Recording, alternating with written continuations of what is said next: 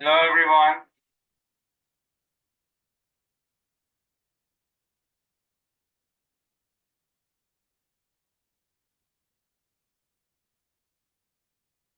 Mustafa, can you hear me?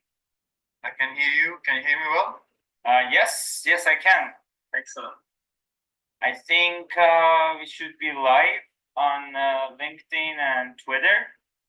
Exciting. This is the first time I'm doing this on Restream in this fashion. It's amazing. Yeah, absolutely. Exciting and happy to be here to share a lot of knowledge and information for startups, companies, so that we can help them out in their business and innovation journey.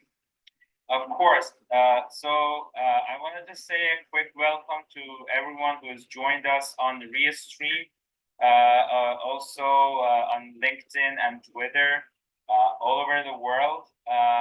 This session is the first of Venture 360 series. In this informative workshop, Mustafa and I will kind of really explore how you can leverage the Mitacs grants to the advantage of your startup, and you can really use these grants to extend your runway and get innovative with your startup ID. So at the beginning, Mustafa will kind of do a little bit of a rundown on the program, what Mitacs is, and I think Mustafa, can you move the slides as well, or should I just do it? It's up to you. Up to you. Can you do it? Can you try to go to the next slide? No, probably I need to share from my screen in this case. Okay, no, I will then do it. All right, so you just let me know, and I will do it. In 1 second, please.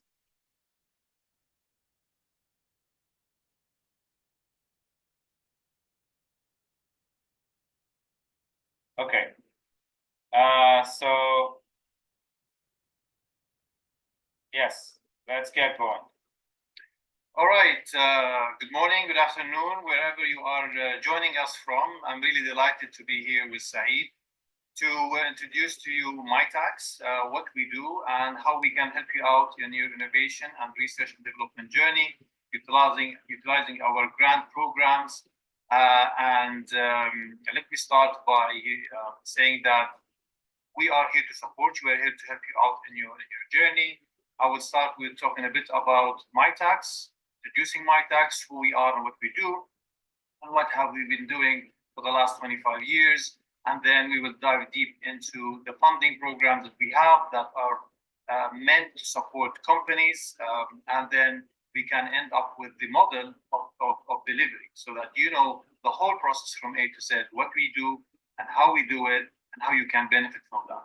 So without further ado, if you can go to the next slide, please, the following one.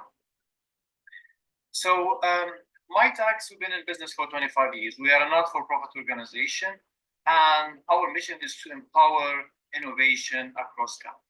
We are here to support Canadian incorporated companies, not-for-profit as well, hospitals, municipalities with certain criteria of qualification eligibility to help them out address local, regional, or even international issues that they can innovate, they can create new products, conduct research and development activities with the purpose of increasing the economic activity, creating jobs, putting these companies at the forefront of their sectors, leading regionally, leading the international world in certain domains. And we cover so many different fields or industries. The whole idea, as I said, is to partner with companies and engage the academic institution across Canada to help both integrate and support innovation, deliver projects where it matters most, whether locally or internationally. How we do so, next please, next slide.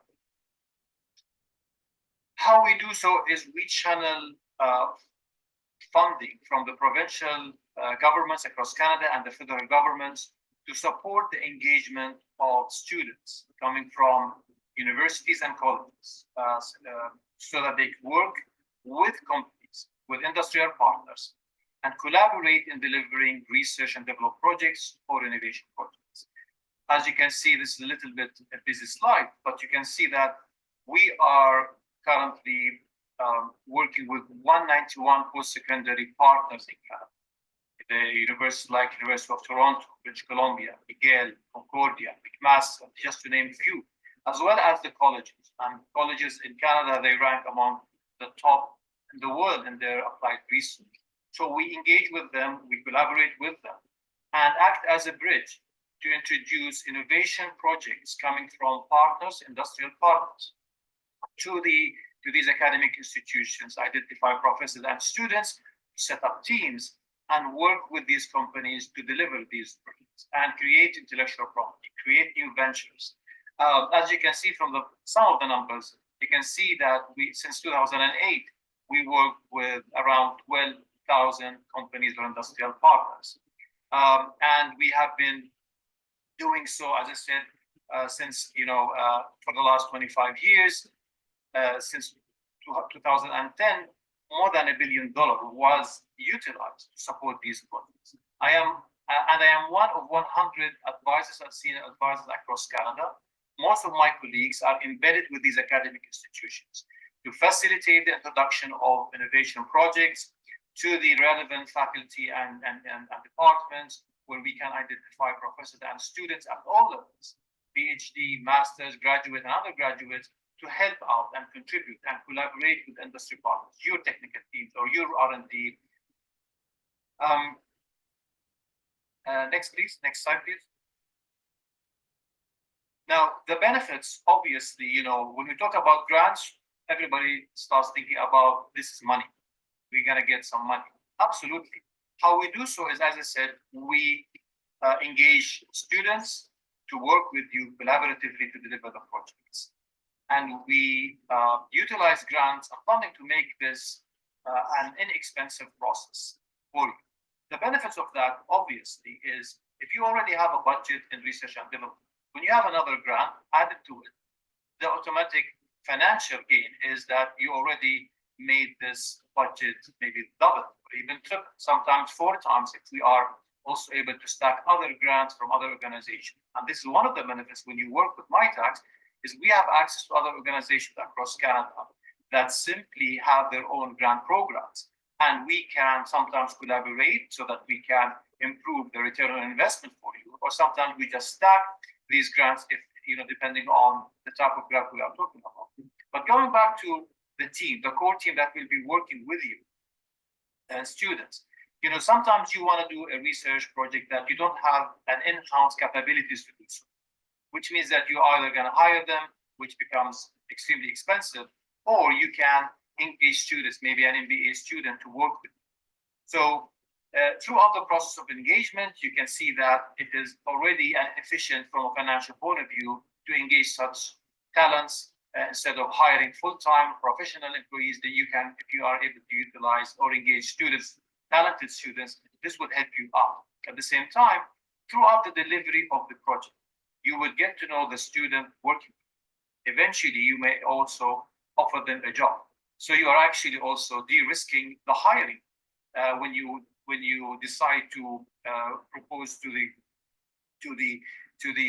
this student delivering the project an employment opportunity. And also at the same time, when you do that, you're already as you've assessed whether you can collaborate, they can work with you or not. Are they fitting the culture and the values and the principles that you are embedding in your organization or not? But as you can see, the benefits are you're building a pipeline of talents.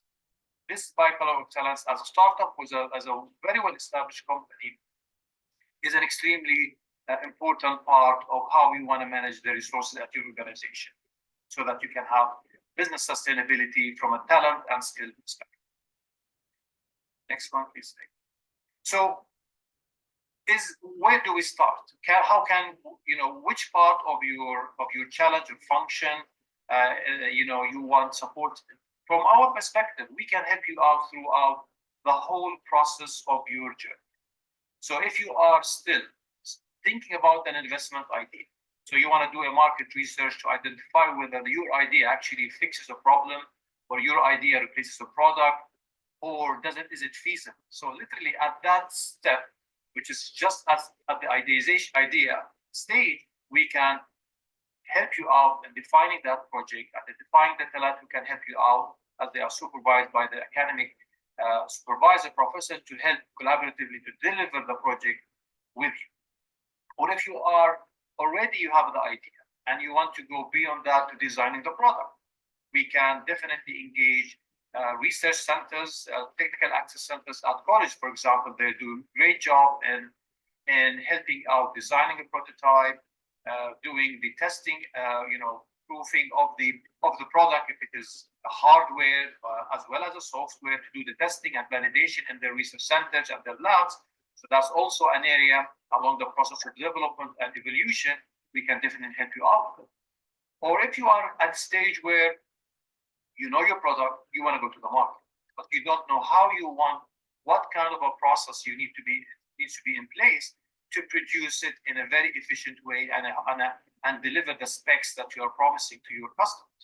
So designing the process, or even if you are already producing, what about optimizing the process? What about integrating AI in it? Adding some features that would help in optimizing the product, reducing the cost of production, and so on. So all these can be projects where we can go to industrial engineering department and a university, attract students to help you out with that. Or it can be a supply chain challenge that you want to figure out. And if you are like 5, 6, 7 years in business, and the markets are presenting to you growth opportunities, so you want to scale up, how do you go by that? What kind of investment, what kind of automation you need, at what stage of the process, which markets you want to go to? All these questions we can convert them into projects with scope, objective, deliverables. We can work together on identifying the talents across Canada from universities or colleges that can help you out through our grant programs. And at the end, also, maybe you are already dominating your local market. You've already reached a saturation level where you need to go beyond that. You want to explore international markets as an entrepreneur or a founder incubated at incubator linked to a university. You might be eligible for travel grants that we can help you out in venturing into new markets, landing new deals, signing new partnerships where you can grow internationally in certain countries. So as you can see, it starts with the idea and it ends up somewhere in an international market. Along the process, any part of this, any project that is related to that whole evolution, we can utilize our Mitacs grant program to help you out. The next slide I wanted to share this next slide because it is very relevant to startups. I was talking to an angel investor a couple of weeks ago, and he told me every year they invest in 10 new companies. They expect 8 out of the 10 investment to be lost, literally. They put the cash and they say, we're not expecting anything from them.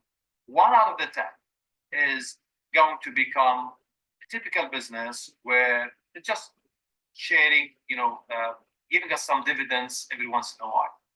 And only 1 out of the 10 is expected to give us, multiple X return on investment. So that is the kind of the formula they're looking for. And he was talking to me about it, and he was at ease and at peace with it, that out of 10, 9 of our money, our investment is not going to get us anyway. So I thought, where are the areas that we can help out? And I realized that, this chart, which is from Forbes, outlines, the 90+% failure, which is, everybody would like to prevent falling in that trap, which is the value of debt. And that is when you want to basically commercialize, when you want to go to the market. Every single entrepreneur is passionate about what they do. They are very, product-oriented, solution-oriented. And once they have this breakthrough on intellectual property, registry, etc., they want to go to the market. That is the main challenge. How you want to utilize your cash so that you can launch. How you want to utilize your resource. Do you hire or do you get consultants? Do you get subcontractors?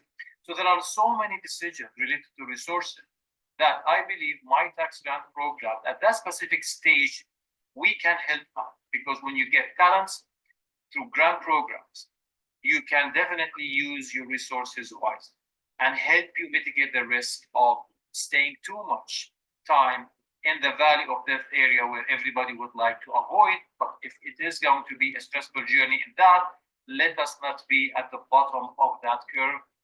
Let us be just, little bit under the surface so we can evolve further and get to the next stage where we can realize the success of the business, get more cash in place. Remember always, cash is king. I think, Mustafa, this is a very important slide because a lot of times the startups, like, that's actually one of the very, very unique opportunities that the Canadian ecosystem offers to startups is when you're at the stage of R&D, you're not really sure about your product market fit. This is the time that a lot of times startups, like, they have to engage in extensive activity, which the outcome of the activity is actually uncertain.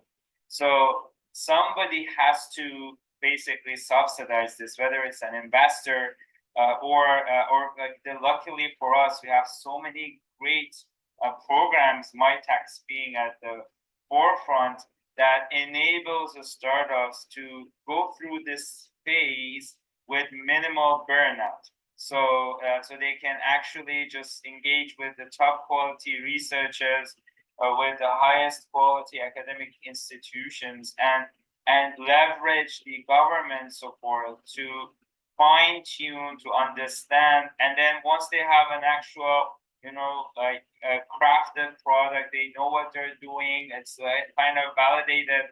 Then they're really set up for scaling and for growth, which they can also use government support. But as you rightly put, that phase is like, and it kind of may feel lonely, that stage you're like, oh, what the hell I'm doing, and that's like where, it's amazing that we have all these supports around these startups. Sorry, just wanted to acknowledge that. No, absolutely. And maybe I can give just one example of the project that I developed with a startup company here in GTA area, Toronto, Mississauga specifically. And this entrepreneur is, they are very successful in GTA area, Greater Toronto area, and they want to venture into other provinces. So we ended up having an MBA student who just graduated to work on designing go-to-market strategy. And not only with that, implement it as well, and create some kind of reach out program to identify potential partnerships and talk to them, list them, and convert that into very qualified, strong leads where the partner can talk to and start, landing deals with them. So you can imagine that the time and effort a partner would do, a founder would do, they don't have that much time, but a student can do that and did that. So in a way that helped that the founder in at the stage of commercialization, and they are, needless to say that they are under tremendous stress from a cash flow perspective. So that was really timely for them. Absolutely. So we've done, Mitacs done the survey in 2022, talking to existing partners who work with us. And after the 3-year period of they engaged in and utilizing our grant programs, Mitacs grant programs. And these are some, I think, good successful numbers that we can definitely enjoy when we look at them as a provider of grant programs supporting startups. So 66% of the partners came back to our grant programs. So they tried it once and they realized the benefits of these programs. They applied more. And here, just to say, you can apply for as many as you wish when it comes to innovation and research. There's no limit. As long as you have a project, we're going to talk about the delivery model in a few minutes, but you can apply as many times as you wish. And 47 of them were addressing societal problems. So you can see, the impact is, the impact of this project is very important in certain sectors, in certain regions. These innovation and research, when you integrate academia with industries, they need to address the societal problem that the different sector or different population is facing. So 47% of them address this kind of theme, which is really great. And 17 adapted in new technology. Now we are not only in the age of technology, we're in the age of AI. And most of our, more than 50% of our, or the ones that I've developed so far are in information technology, AI, IoT, and so on. And 51% of the projects are commercializing. What does this mean? It means they are in the zone, the zone where technical focus is not anymore the key parameter in success. Commercialization is about how to go to the market. And most of the founders or entrepreneurs, that I met over the last 2 or 3 years are very technical in terms of their background, right? And so when it comes to commercialization, that's not a strength area for them. So when you are at the commercialization stage, one of them concluded to that. So from the success of developing projects from A to Z until they reach out to commercialization, now they are over there. So the success of the project with Mitacs concluded successfully being in the commercialization stage. We can also help. Just wanted to add a quick thing. Like, thankfully, we've had a lot of interest in this workshop, Mustafa. The room is full, and there's a whole bunch of people watching us live on LinkedIn and Twitter. First of all, thank you everyone for being here. We're excited and ecstatic. And if you have any questions, you can leave a comment on the LinkedIn post or the Twitter post, or if you're in the room, I believe you can actually ask your question in the private chat section, and I will make sure that I will ask it from Mustafa and we'll respond it together. Thank you so much. So for this, in the same survey, the benefits to partners from a commercial perspective, I mean, look at the numbers. If you have these projects and you address challenge you're facing, you end up with 16% increase in sales. That's not bad. If you improve productivity by 11%, that's really great. Revenue by 9%, tremendous. If you're hiring more people, it means more, by 11%, it means you're adding function, you're adding resources. It means there is a lot of work to be done. It means you are actually engaged and there is a lot of traction. You're getting there are successes that you need to attend to. You are affording to hire more people, and therefore all of these are really success key performance indicators for us. And look at the salaries and wages increased by 40%. So you're also, they are affording to even pay their employees more money, in return of their services. Next one, please. So the funding programs. Let's get to the most two important grant programs that are applicable to industries. I guess by now you kind of get the concept is that we at Mitacs, we are a bridge between the academic institution, academia, post-secondary colleges and universities, and industries. So we are the bridge. And we engage students by setting up this project, getting their interest and their professor for the student to deliver the project in a collaboration, in a collaborative manner with the technical team of the organization, and they will be supervised by their professor. So that supervision entails that the student will be at least interacting 25% of their time with the professor or with the academic institution represented by the professor and the labs over there, and at least 25% with the technical team. So you can see you can get the best of the two worlds when you have a team of, for example, PhD student, 2 or 3, under supervision of the professor working with your team. You can get the mentorship, experience, capabilities of the professor supporting the students. You can get their insights indirectly, and the student working with you. But at the same time, you're also getting the students who are passionate about the field, would like to gain industry experience, would like to apply what they've been taught at university or college, the current science where they are at in the scientific field they are in. So you are getting, as they say, hot from the oven idea with passion and support from their supervisors. And obviously they get the benefit also from seeing where are the industry that they are going to be collaborating with, where is it at what stage, what are the dynamics of that evolution of that specific industry. Is it flourishing or is it dying out?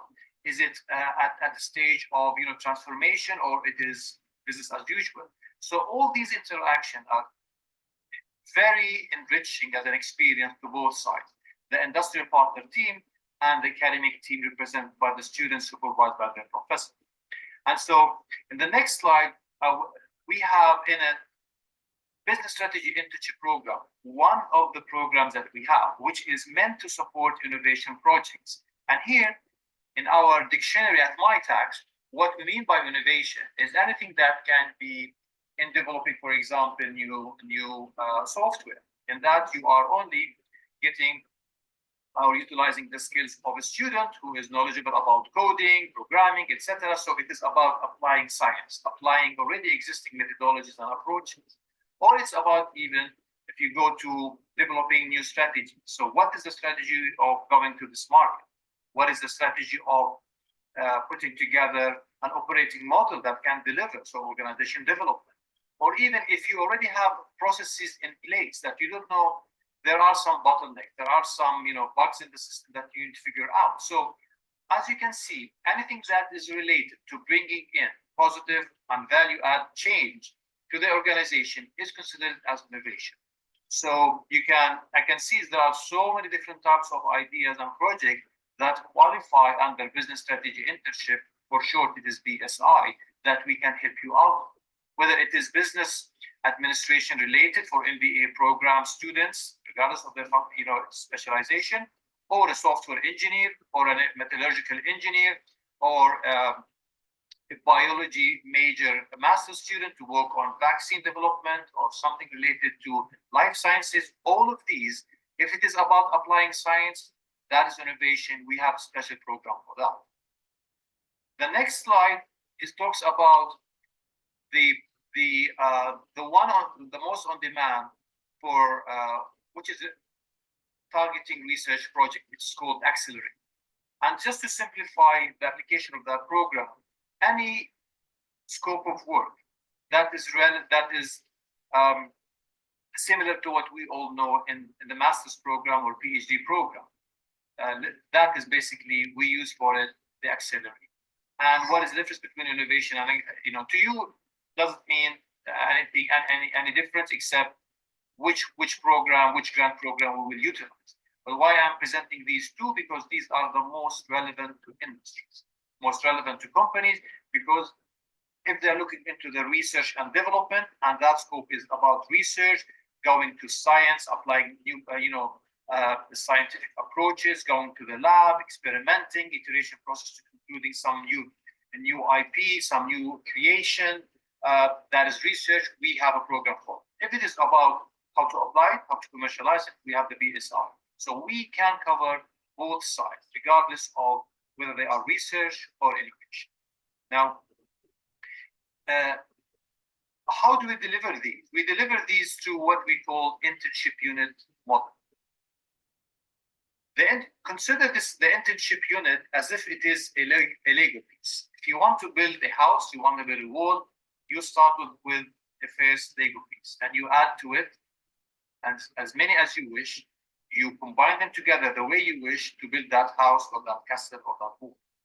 So that internship unit can be the smallest scope of a project we can utilize our grant program to support. Every internship unit has to have one student supervised by one professor. Student is working on part-time basis to deliver the project for a period of 4 to 6 calendar months. So working collaboratively with a partner company, with your company. The typical budget for this internship unit of 4 to 6 months is $15,000. $10,000 is paid to the student for their work, compensated for that, and $5,000 to cover project-related expenses. Through the government money, federal and provincial governments, the grants that we have, we cover half of this budget, while the company covers the other half. So it is one-to-one matching. So if you have one project, let's assume it is conducting a desk research to identify the competitiveness of your product in the targeted market. An MBA student work on it for 5 months time, supervised by the professor, budget 15, We pay half of that, you pay the other half, and the money goes to the student and also to cover expenses. If the project needs more than that, can you go to the next slide, please? If the project requires more than one student, we add another internship unit, another block. So we'll have 2 students. If the 2 students need to have, every one of them needs to work for 8 months on a project, you add another internship unit for each, so they become 4 internships. So you get the idea. You can have a project that involves 6 PhDs or 3 master's program for 2 years or 3 years. Everyone will have multiple internship units, and you can build that project to the maximum resources that you need for a number of years. Even if the students are coming from multiple universities supervised by multiple professors, that can be done. So as you can see, this internship unit model of delivery is extremely flexible. You can have, you can engage as many talents as you wish, or as many internships as you wish. It all boils down to the scope of the project, the deliverables, the time needed to deliver these. And every single one has its own budget, and the contribution from our side is 50%, while your contribution is going to be 50%.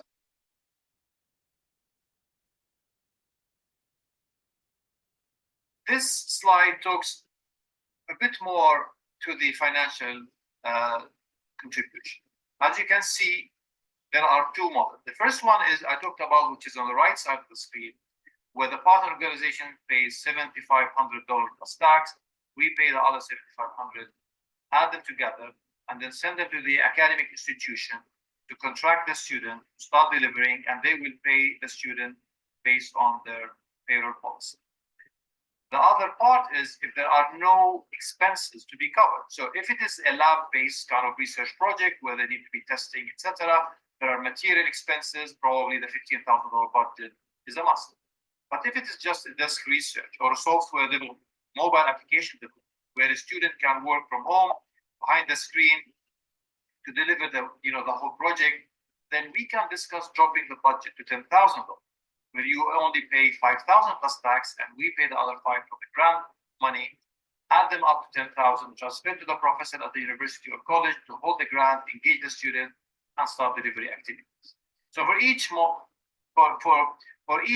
internship unit, we can either have a budget of 10 or a budget of 50. In either case, the matching of your financial contribution and ours is 1 to 1 or 50%. So this slide talks to manage timeline expectation. So, for example, after this webinar, you have an idea, and we start to talk together. Roughly, it may take us, 1, 2, 3 days maximum, from my experience, a week, to get to put together a scope for the project, deliverables, what kind of capabilities, skills, background needed for the team or the student to deliver. Then we go to the next step, which is the matching, promotion and matching of your project. But I take it, share it with my 100 colleagues, share it with our open project platform, which is accessible by professor and student across Canada, 191 institution, as I mentioned earlier.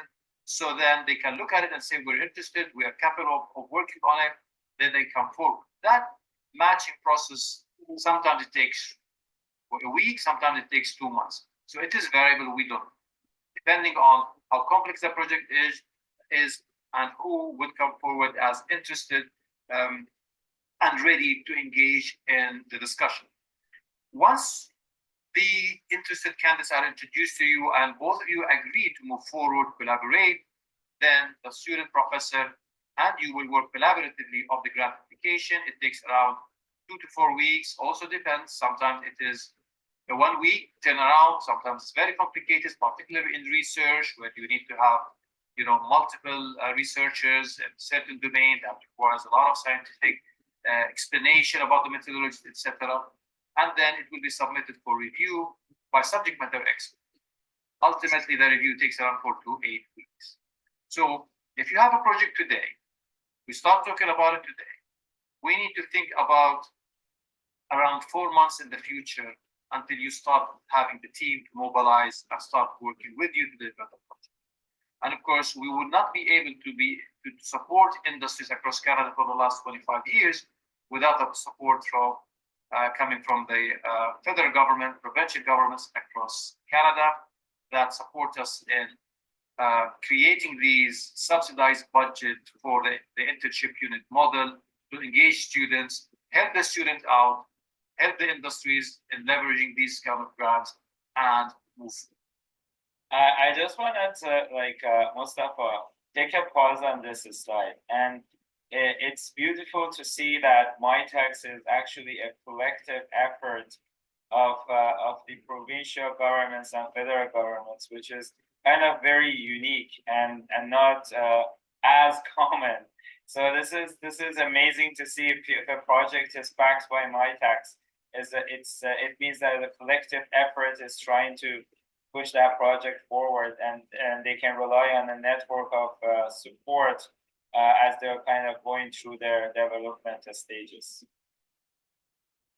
Yeah, and these are my contact details. I'm mostly active on LinkedIn. If you would like to follow me, I always every week we have multiple announcements from Mitacs sharing some success stories, talking about some special calls. Sometimes the one-to-one becomes one-to-two, so there are some benefits for certain times of the year, certain fields and themes. So if you want to be up to date on what we have at that point in time, you can approach me on LinkedIn, or you can follow me on LinkedIn so that you can get the information as and when they are announced. And thank you very much for listening, and thanks Saeed for this for inviting me to start the first of many successful series. Thank you so much. I really appreciate it. So this was an amazing, overall holistic view of the program. And I think startups, we had a bunch of startups signing up. We had a bunch of small businesses signing up, and also a few investors. I think I was going through the list. There was I think around 110 people actually signed up. And I do apologize because a lot of the folks, they were trying to enter the room and the room was full. That was partly on me as well, not really knowing the Restream platform the best. But thank you for joining us on LinkedIn. Thank you for joining us on Twitter. I just wanted to quickly talk about the concept of how fundraising and Mitacs can really go hand in hand. As you folks know, Funds Farm is a platform that is really designed to support the startups as they're going through their development journey. We help the startups to access private and public funding. And our role is really, as a platform, is to advocate for the startup and to help them to position themselves better, whether it's in front of the private investors like family offices, venture capitals, angel groups, as well as the government agencies. Also for investors, we help them with due diligence. We help them to go through the process and get matched with top quality startups. And we advise the startups as they go through the program. Anyway, so I wanted to have a very quick conversation with you, because you and I, when we were talking, we realized, first of all, Funds Farm is truly happy to help you to access Mitacs grant. We work very closely with Mitacs, and we can help you to work with Mustafa to package your program, package your startup in a way that it's basically to create the milestones and everything for you. But besides that, we were talking about a concept where we can leverage the Mitacs grant in your fundraising journey, and it can benefit in two ways. Number one, you can signal to the investor that their money is going to extend the runway because part of the R&D is being subsidized. And we were talking about and I want to get back to you. You mentioned about getting an approval and leverage that really in front of the investor, but also it's from a credibility standpoint. If I'm an investor, I look at the company and I'm like, okay, this company has been looked at by a government agency. It certainly has the potential from their perspective to have a high impact also is working with the university prof and the students on the project. So I'm already a little bit more comfortable that this a bit more de-risked, you know. But I wanted to talk about that whole concept of, you know, getting an approval and leveraging that for an investor, because I thought that was actually quite unique. You know, say this is a very strong point that when we start talking to startups, I tell them, if you are now talking to equity partners, maybe you need to wait a bit until you receive the award letter from Mitacs. Because as you said, an award letter for a project, let's say, that is going to take their current product or MVP to the next level, that's when you want the funding. You get a grant, let's say, to engage students, 3 students for a full year. And maybe the whole budget of that program, let's assume $100,000. And your contribution is $50,000. So it is an easier conversation when you talk to this potential equity partner to tell them, listen, the $50,000 that you are going to pay, let's say 5% of the company, as an example, they are going to be put immediately to work, because the Mitacs grant program, we're going to match it with another. We're already going to collect another $50,000 from Mitacs, so that we can engage these talents and jumpstart the process of upgrading the current platform that we want, or the current solution. So for me, if I was an investor and I look at a founder that already secured this kind of a program, a grant, first, the risk is very low, because already the project has been reviewed by subject matter expert. Already there is interest from the academic institution professor and maybe student or multiple students.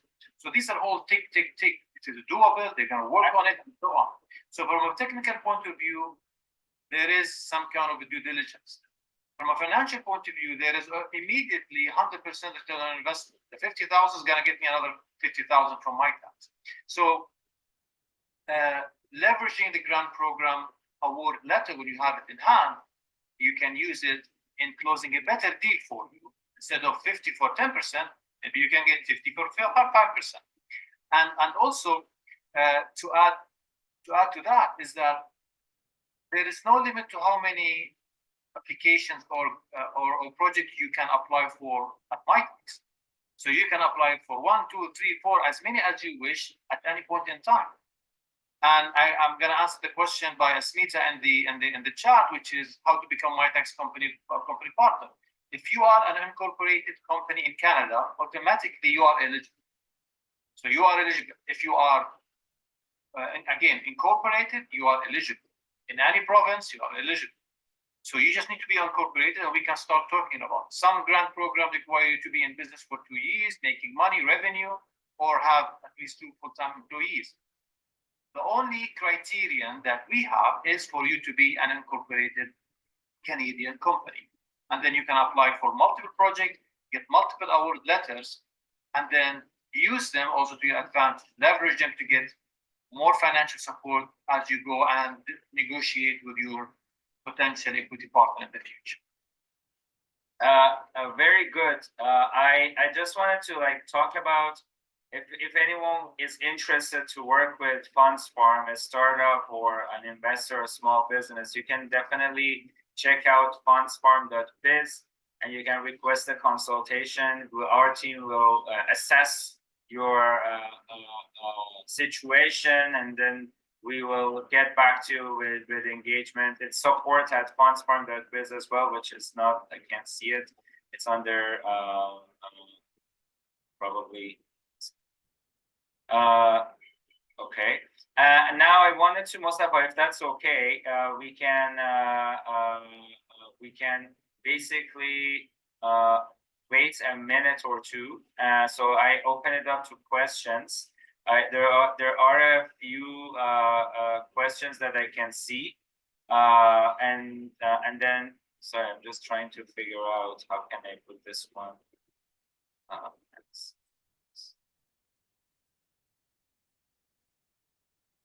Okay. There's basically, I will wait a minute. I can see a couple of questions, but if you have any questions, you can put it in the chat section of LinkedIn, and also on Twitter, and we will get back in like 30 seconds or so to see if there's any questions and answer. If not, we'll wrap it up. Is that okay, Mustafa? Do you have another? Yeah. Probably just to make use of these 30 seconds, I can mention one point, another level of flexibility, because that has been kind of raised over the last, 2 years that I've been engaging particularly with startups, as they always think about, oh, we're going to be putting 50% contribution to this grant program, and we don't have caps. One thing to be very clear about is that once you get the award letter, you have 12 months from the award letter date to start the project.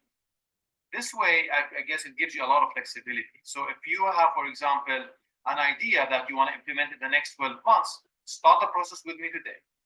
Let's get you through the whole process. It takes 3 to 4 months, and get the award letter. And then agree with the team from the X university that you're going to be working with to start the project 1st of December.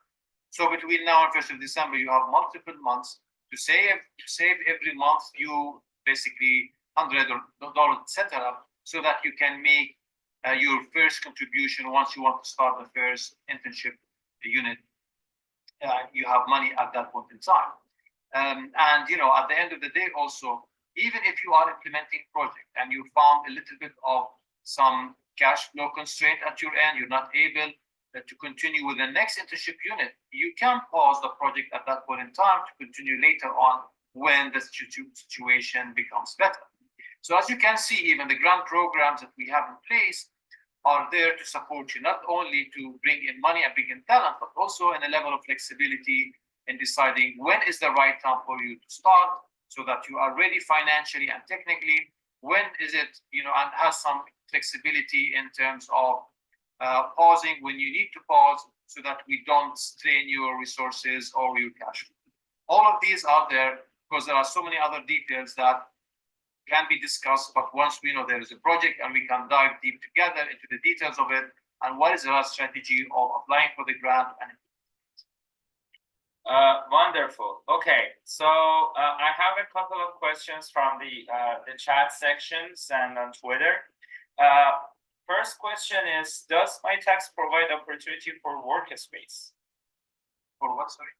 For workspace. So can you use probably not, right? So workspace, you mean placement? Yes, no, I think they're referring to an office space. No. So we don't. This is not our scope of work. What we do is we engage students to work with companies to help in their innovation and research. We are not an incubator. We're not an accelerator. We are not a regional innovation center that is, very common in GTA area and other provinces. But because I'm in Toronto, covering Toronto, Mississauga, Oakville, Milton, Burlington, and Brampton, New York to some extent. So, we don't offer space. It is something that other incubators or accelerators or regional innovation center can offer them. It's also great to think about what others who can support you, that's it. Okay, very good. And the second question is that, is this for first money in or for startups with an MVP in hand? Does it, as you mentioned, is there any criteria specifically that you're looking for in terms of startups? The only criterion is if you are an incorporated Canadian company, legitimate legal setup, you are eligible. So if you already have that kind of arrangement and you are thinking about an idea and you say, is it feasible? So I want to fix X problem. Is it feasible? And you want to have, the project is conducting a feasibility study from a research to technical financial modeling. That's a project, that's a grant program that we can utilize. That's a project we can utilize the business strategy internship program to help you in getting an MBA student potentially with an engineering background to help you out in assessing whether this is a feasible venture at this point or not. Thank you so much. Another two questions were emailed to us actually. One is from a small business and they're asking how can they leverage Mitacs, and can they basically they're just a bricks and mortar business and they want to see how can they define a project? Does it have to have any specific requirements? That was the first question. And the second question was, is there any specific sector that the startup has to be in order to be in order to work with Mitacs? Which the answer is no. The only criteria is you have to be a legitimate Canadian incorporation. Yeah. But the first question, yes. Please. Yeah. So we don't have any bias to any field. We have priorities because the money is coming from the provincial federal government. We focus on certain sectors, but we don't push away anyone who comes in and say, I am innovating, I want to add value to our company, etc. So we work with them. So the second question, yes, we don't have any limitation to the scope. Now, the first question is, when do you start? How can you start? Whether you are a startup or you are a very well-established company, to us, you are an incorporated Canadian company, we can start the discussion today. Just as an example, actually 90% of my clients are startup companies. That's how I ended up, in the past 2 years. At the same time, we announced more than a month ago a big deal, a big project arrangement for multiple years with Unilever, for example, where all the research and development for Unilever University are going to be channeled to the Canadian Unilever, and then they will be engaging with Mitacs to identify for the different projects who from which university can help them out. So as you can see, if it is a one person founding a company literally a week ago versus a multi-billion-dollar company that is a global conglomerate, both of them and whatever is in between them, can utilize Mitacs grant programs. Okay, that's amazing. I don't think there's any more questions. A bunch of people thanked you, Mustafa, for the insights.